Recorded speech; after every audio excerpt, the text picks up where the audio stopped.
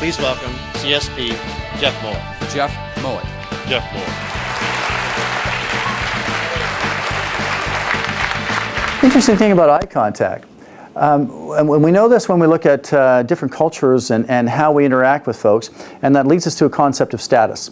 And status, I've talked about this in other seminars, but I've made a big mistake when it comes to what's the status of the customer versus us. And sometimes at the outset, I'll tell you the mistake I made was at the very beginning of my sort of career when I was out selling accounting systems door to door, where I used to put the customer on a pedestal in terms of status.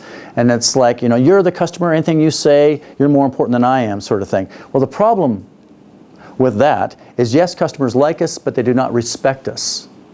Now, the other extreme in status is that when we put ourselves above the customer, oh, well, you know, you are lucky to be dealing with moi. In which case we come across as arrogant, and if the one thing that Albertans don't respond to, it's arrogance.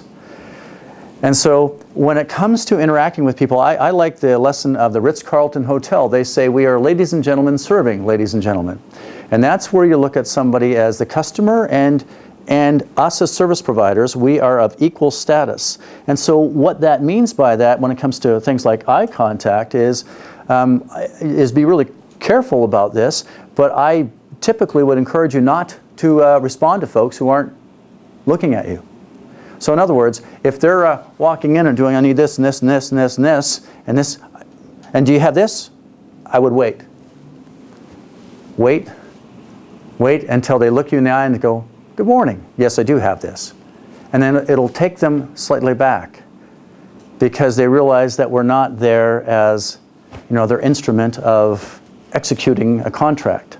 We're a person, and we need to be respected as a person. A lot of the conversations that we had just in advance, people were making comments about people being rude and brash and disrespectful, that sort of thing.